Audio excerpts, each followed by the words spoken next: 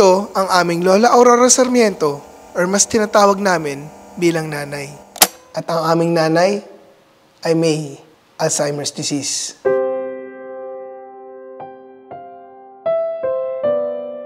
Si nanay ko talaga kapangpangan. Taga-Guagua siya. Nag-aral siya sa Maynila, sa Santa Isabel College. Graduate siya ng education. Until na-met niya si lolo mo, yung daddy ko. Madaling salita, nag-asawa sila, nakasal sila. Nag-Saudi daddy ko, few years lang. Pero 5 na kami noon, pabalik-balik siya sa Saudi. Until last na biyahe niya papuntang Saudi, night nung nangyari, na car accident siya. May service siyang kotse, nabangga siya ng truck. Napakalungkot, inuwi daddy ko, nabangkay.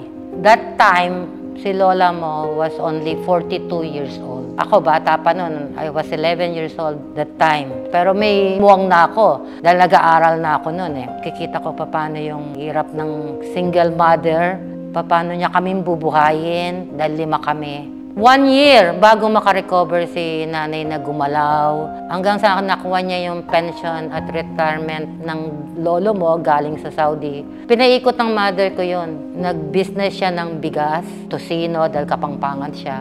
Kinamit niya pa yung ibang pera, nagpa-tricycle siya, nagpa-boundary siya. Pinaikot niya yon, boundary everyday, hanggang sa napagtapos niya kaming 5 magkakapatid.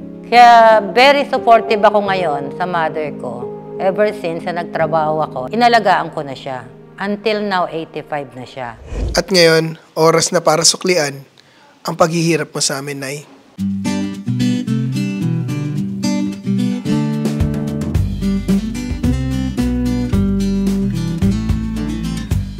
May pambayad ka ba? Wala, utang. Si Boss Aga magbabayad.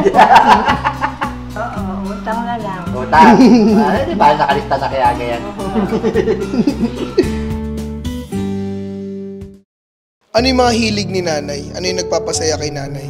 Yung bonding, pag kumpleto tayo.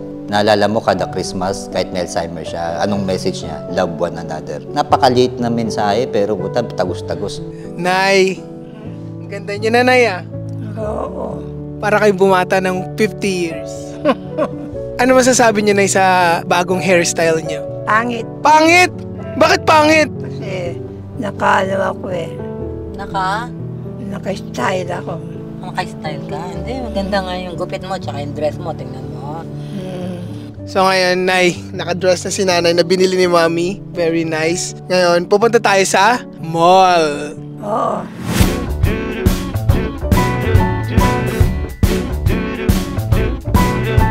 I'm walking around. Okay guys, so nandito na kami ngayon sa mall at dito lang kami sa pinakamalapit na mall pumunta kasi si nanay bawal siyang napapagod ng sobra. May problema rin siya sa heart niya. So ngayon, hahanapan na natin si nanay ng maraming damit.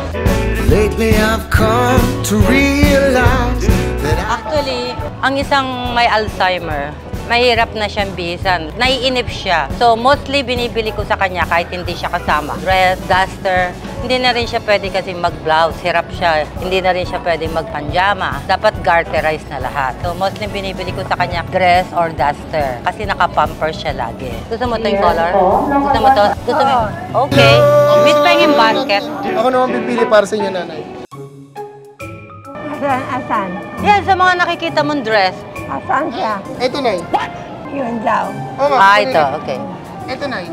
Oo, yun. One of your favorite is pink color. Ganda? Gusto mo pink? Oo. You like this, nanay? Oo. Okay. Yun. Thumbs up ka. Okay. So, Thumbs down. Ayaw niyo, Mami. Ito, Nay. You like So, this gusto? one, Nay? Ganda yan. Oh, maganda. kinuha ko. Gusto mo yun, di ba? Hmm. Yan, gusto mo? O, yan daw. O, thumbs up ka pag gusto mo. Yan! Kaso minsan ay nakakalimot agad si nanay. Nay, ito po, Nay. May kapatid dito. Ito na, bagay sa Wala ito. ka partner Kaya to, lang. Nay. Garterize siya eh. Pwede. Wala ka lang eh. Pwede to. Isali ko daw to. Binili ko yan for you. Marami kang... Dito binibenta, Nay. Gusto niya yan. Wala ka partner. Soli mo. Soli mo to. Nay, Soli mo. Nay, Sa atin yan, suot niya yan nung papunta dito. Yan suot mo, pinili Dito- ni dito- mama yan. dito, ano, Sige na. design. Oh, sige na. Hindi Ikaw, niya, nga, Tony, ba, hindi niya nga talaga alam ang sinasabi Tony, niya. mo Sasakyan mo daw. na lang. Sige na, Guys, sasakyan ito mo pa. Sa isang may Alzheimer, kailangan huwag kayong makipagkontra. The more nakikipagkontra ka, mas lalo siya magagalit, magtatantrum. Sasakyan nyo lang siya. Kahit mali sinabi niya, sasakyan nyo siya. Sige po, naisosoli na namin. Ito, naisoli na yan natin to. Soli ba yun? Oh, pati ako sa soli ko na. Soli mo na daw. Si Alzheimer, mahirap kalaban yan. Nandyan na yung napupuyat ako. Minsan, magwawala yan out of nowhere. Ilabas mo yung anak ko, bakit binenta mo yung anak ko? Ilabas mo yung wallet ko, bakit kinuha mo yung wallet ko? Lahat ng gamit niya, hanapin niya sa'yo. Kahit nandyan lang, hanapin niya. Gusto niya bago siya matulog, lahat ng sinabi niya katabi niya. Tapos bawal kang umalis, bawal kang lumayo sa tabi niya. Sabi ko nga sa'yo, yung alaga, haluan mo ng pagmamahal. Kasi kung puro alaga ka lang, susuko ka eh. Kasi hindi mo mahal eh. Napakahirap talaga kasi kahit na yung pagpunta niya sa CR, hindi na niya alam yung CR. Pagpapaliguan mo, kala niya kung ano ginagawa mo sa kanya. Kaya lahat pagpapasensya kasi hindi niya alam na. Kailangan ng mahabang pasensya, oras. Kasi lalo na one-on-one kami sa pag-aalaga. Kapag inalagaan ko si nanay, from morning hanggang gabi hanggang makatulog siya. Hindi pa dyan nagtatapos. Habang tulog siya, babantayan mo siya. Baka tumayo, magising, kumamot, magtanggal ng pampers. So ayun guys, after 30 minutes nakapili na si nanay. And marami tayong biniling duster para sa kanya. Hindi na kasi ni nanay kailangan ng mga earrings, ng mga bag. And ngayon hanapan natin siya na gusto niyang food para mabusog rin si nanay at tayo lahat. So let's go. Pila naman na tayo. Pizza, Pizza. chicken. Chicken. Pizza. Kabala. Di ba, Nay? Gusto niyo ng pizza? Hindi. Ha? Sabi niyo kanina, Nay, gusto niyo ng pizza. Running wild, nothing to lose. Do you remember the innocence of youth? Butterflies in summer skin, lightning exploding through. Bakit? O hindi masarap. Masaya kayo na magkakasama tayo. Yes. Yes! Yun ako rin. After ilang no. So, Nay, masaya naman kayo ngayon. Ano yan? Are you happy? No. So, yun yung mga nangyari kahapon. Pero ngayong araw na to ay mas maraming sorpresa na darating. Paborito niya si Elvis. Si Elvis lang daw ang isang singer sa abroad na hindi pa nakarating ng Pilipinas. So, idol ni nanay si El. Oo, idol niya. Si Fernando po, si Eddie Garcia, Rogelio de la Rosa, Elvis Presley. Ayan yung mga idol niya. Wise men say only fools rush in, but I can't help falling in love with you. You ain't nothing but a hound dog, crying all the time. You ain't nothing but a hound dog, crying all the time.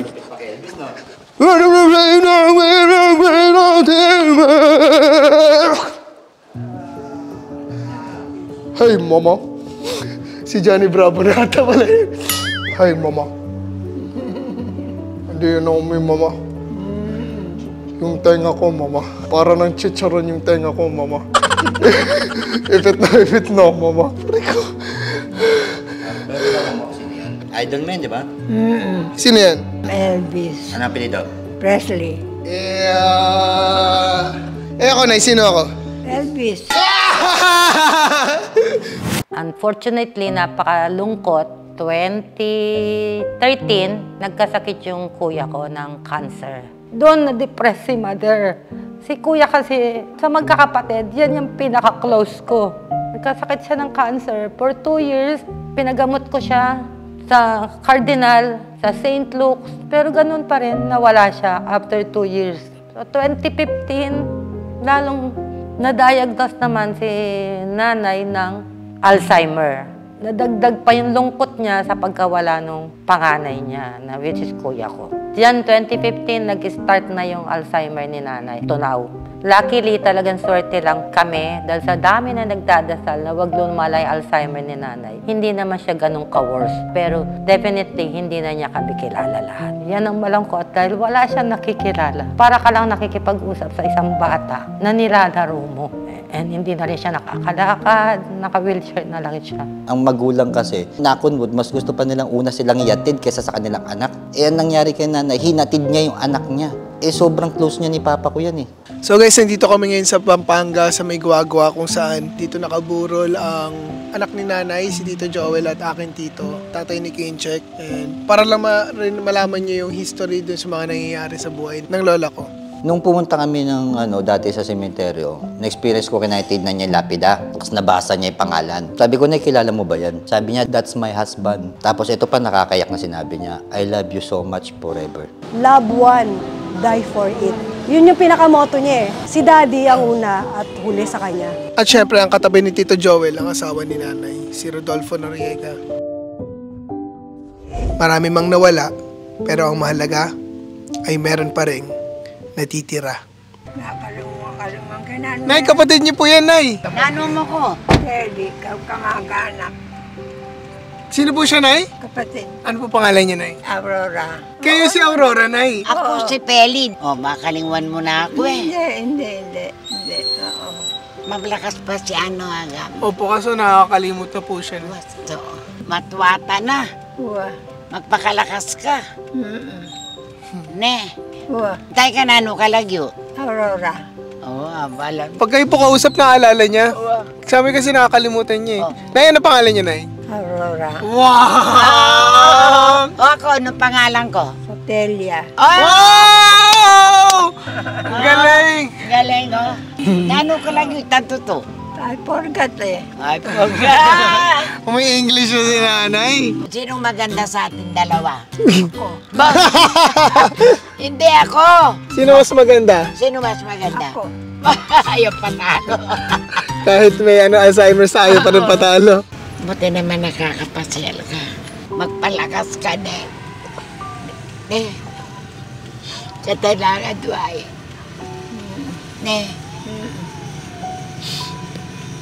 Mamangang kandakal. Bakang malakas. Sana palagi kang malakas. Kumakain ng marami. Lalakad pag practice ka, no? Paano mo? Mahal kita eh. Tayo na lang dalawa eh. No. Matagal ko na gustong makita eh. Sino pa yung kapatid nating isa sa Amerika? Oh, alam mo yon. Sa Amerika, si Ba? Alam mo, magparakas ka, darating siya. No? Habang nandiyan si nanay, mamahalin namin habang nandiyan si nanay. At gagawin namin lahat para sa kanya. Kahit di ako kumain, basta siya kakain. Mahal na mahal ko siya, syempre. Sabi ko nga sa sarili ko, pag nabuhay ako, tapos pangalawang lola, siya pa rin yun. Hindi ko ipagpapalit. Yung ginawa mo ngayon, maganda yun. Kasi tatanda tayong lahat, mapapanood natin yun. Wala naman makapagsabi sa buhay ng tao, di ba? Magiging memorya yun, at yun yung magiging memories natin sa kanya. Ako sinuko ko na kay Lord. Lagi kong dinadasal sa Panginoon. Kung anong kagustuhan nyo, it will be done. Ang gusto ko lang naman simple, maging masaya siya, maayos ang buhay. Kasi kahit may Alzheimer siya, isip lang ang nawala.